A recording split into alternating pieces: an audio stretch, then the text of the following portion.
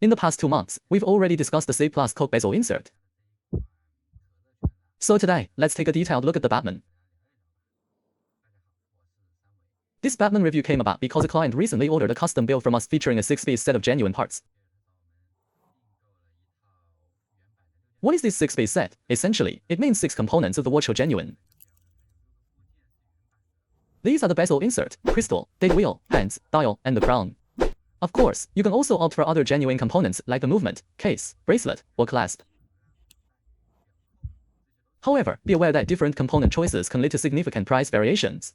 First, let's examine these 3 watches closely. Can you tell, just by visual inspection, which one has been modified with the 6-piece genuine set? Honestly, after completing the modification and comparing them, I was momentarily speechless. Truly, the effect was absolutely stunning and deeply impressed me.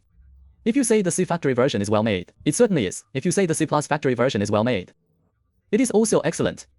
But when compared to the one with genuine parts, they are all remarkably well executed. Let's start with a general comparison. The main points of interest are, for instance, the color of the bezel insert, the seamlessness of its color transition, the hands, the date wheel, the dial, and finally, the crown. Since the genuine parts are these specific components, our comparison will focus on them. Let's get a hands-on look at these 3 Batman models. From left to right, on the far right is the clean factory version. As you can see, on the left is the C+ version. The one in the middle is also C+, but this is the specific piece we modified with genuine parts. Why do we use the C+ as the base? Because its case finishing and polishing are superior to C factories. The C factory case can sometimes feel a bit sharp to the touch. The C+ version, however, has undergone a chamfering and polishing process, which is why we chose it over the clean factory base. It features a rounded and smooth polishing here. While it might not be immediately obvious visually, you can definitely feel the difference. This includes areas like the clasp, where they have applied a very smooth polish. Actually, the craftsmanship of the clasps is quite similar. Many claim they use their factory bracelets, but in reality, they are from different makers with a comparable level of quality. That's why they are all generically referred to as their factory bracelets. But if you look closely, you can see subtle differences in the sandblasted finish on the clasp. It's just not very pronounced. Then there are the engravings. It's clear that the engravings on the C+ are sharper and cleaner, whereas the clean factories are a bit shallower. On this point, I personally appreciate the craftsmanship of the C+ more. For this watch, the detail everyone is most concerned about is likely the bezel insert color. From the earliest in factory, to L factory, then to GM factory, GS, and then EW.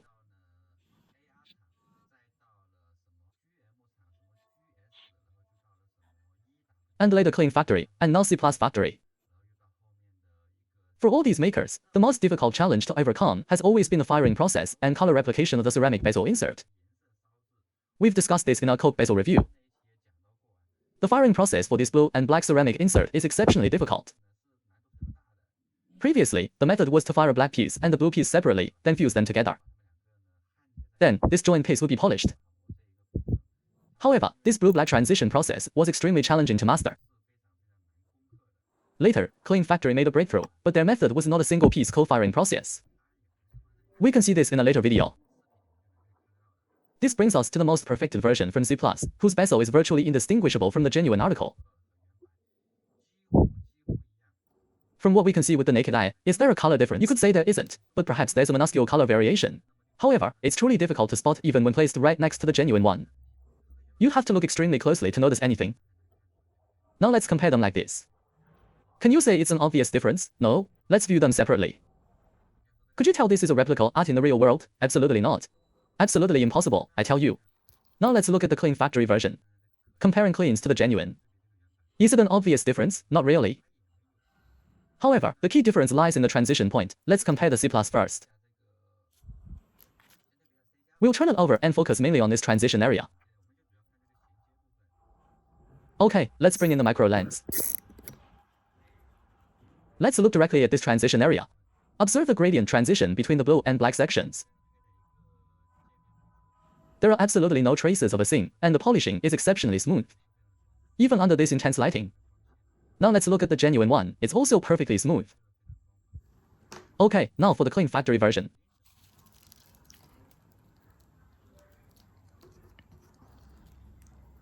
With the clean, you can see with the naked eye that the polishing isn't perfectly flat.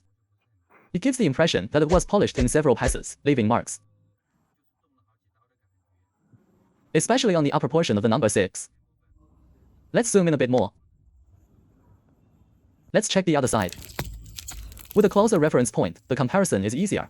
You can spot these polishing marks at a glance. Now let's look at the C+ version again. This is what you call top-tier polishing. It's perfectly flat and smooth. Although its ceramic grain is slightly coarser than the genuine article, it's a significant improvement over clean factories. There are no transition marks. Now, let's compare C+ to clean directly. It's like the difference between the seller's promotional photo and what the beer receives. The effect is immediately apparent upon comparison. This is why we've consistently said that C's Coke and Batman bezels are the best available. The reason lies right here in this detail. The visual effect is strikingly different. Whether it's the transition seam or the polishing, the color may be close, but the polishing effect is where the true, immediately noticeable difference lies. The result is evident from this comparison. If you were to look from a distance, both the C+ and clean versions look very similar. So we can't say clean's color is wrong, nor can we say C's color is wrong. But at a minimum, when viewed from a normal distance like this, the color is spot on, with no issues. This also applies to details like the platinum PVD coating in the numerals and the font itself. I'll hold it still for a few seconds so you can examine the font and the infill. They're exceptionally well done. There are no flaws.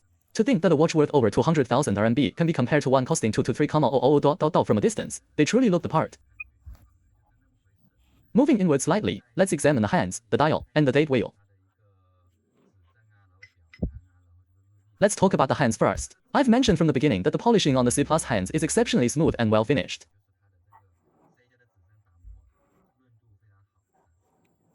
These are the genuine hands. You can see they are very smooth, with a strong, three-dimensional presence. The same goes for the C+ hands. Let's zoom in. This level of smoothness is excellent, and the surface is also very clean and lustrous. As for the C factory version, they have also made some upgrades recently. The hands are no longer dirty like before, and the loom application is better. The smoothness and three-dimensional effect are now sufficient, making it quite comparable to the C+ version. It's a huge improvement from their previous efforts, which we had criticized. Regarding the date font, I'm not sure if it's due to my assembly or the case design, because this case uses 41mm dimensions. You may have also noticed. The genuine version does not have the small crown logo at the 6 o'clock position, while the C+ and clean versions do. What does this mean? It signifies the difference between the new and old versions of the GMT Master 2 specifically, between the reference 116,710 and the 126,710. The 11 prefix indicates a 3,185 or 3,186 movement. The 12 prefix indicates a 3,285 or 3,286 movement. Because there isn't a fully cloned 3285 movement on the market yet, only a fully cloned 3,185. It means that if you want to install this 6-piece genuine set, you must use a 3,185 or 3,186 clone movement. Otherwise, other parts like the date wheel, hands, and dial will not be compatible. Only the bezel insert could potentially be fitted. This is why the date font appears slightly thin, and the crystal might sit a bit high after my assembly. But these are very subtle differences when viewed with the naked eye. That being said, the case compatibility still needs improvement. We have to wait for the next batch when a fully cloned 3285 movement is available. That would be a better breakthrough point. However, this doesn't impact much, because the time-setting direction of the 3285 is the reverse of the 3185. With the 3185, turning the crown forward moves the hands forward. With the 3285, you turn it backward to move the hands forward. That's the main difference. The rest is similar, though there's also a difference in power reserve. So, the date font appears slightly different, but it's not a significant deviation. Everything else is fine. Now for the printing on the dial. The printing on the clean version is a bit faint on the lower lines of text. You can see the 2 lines of English text for GMT Master 2 are fainter. The C+ and genuine versions are identical. Let's zoom in. The font style is very well executed. Now for the crystal's transparency. We've mentioned many times that genuine crystals have a slightly milky and reflective coating. It's not perfectly clear or high definition, I'm not sure why. But the C+ and clean versions are the same in this regard, so the transparency appears very similar. Looking from the side, they're all about the same. Perhaps the C+ is a fraction more transparent, but maybe that's just my viewing angle. Let's adjust the angle. Yes, it's an issue of angle. The impact is minimal. Finally, the crown. There's not much to say about the crown, as this detail has been perfected for many years. As long as it's not a precious metal model, the 3 dots on the crown should appear curved, following the crown's contour, like a smiley face. So there's nothing to nitpick on this point. Many clients, however, ask why the crown logo doesn't face perfectly upright when screwed down.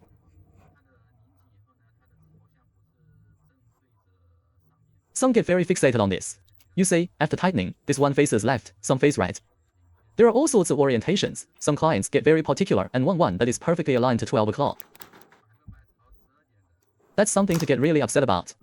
Even if you go to a boutique, you won't be able to pick one that is 100% perfectly aligned. This is due to the threading, and it's very difficult to control this specific alignment unless you are willing to modify it. Truly, the bezel color from C+ and clean is quite stunning, and it has made me feel that the technology for firing ceramic has reached a new level. However, to be fair, for both the C+ Batman and Coke, its color transition is better than clean factories. This is a fact, as you've seen. So if you were asking for my choice and recommendation, I would definitely recommend the C+ version. It's not just about the color, but also the case polishing and the finishing of the hands. There's another point we forgot to mention earlier. It's about the second hand pinion cap. The genuine one has a pointed cap, like a mushroom top.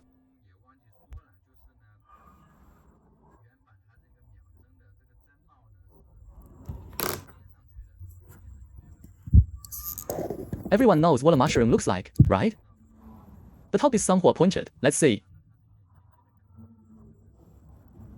As you can see, it looks like a pointed tip. However, if you look at the C+ version, it's flat like a donut and it's not a solid post construction. This is a point that needs to be improved. From the side, you can see it looks like a donut standing on its edge. The clean factory version is the same. Both the Batman and Coke genuine models come in 2 versions of this pinion cap.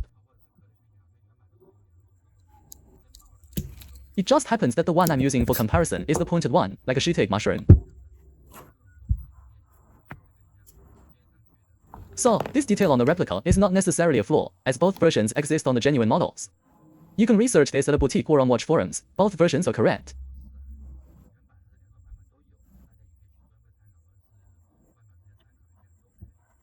The other details, like the crystal, have no issues. The bezel also has no major issues. The C+ is really a more complete package. We can also look forward to a perfected 3285 clone movement in the future. We've mentioned before that the factory has indeed developed a 3285 clone, but for some reason, they are hesitant to release it. This has likely caused a delay in the product's release. So let's just wait patiently. There isn't much else to discuss. That's all for this video.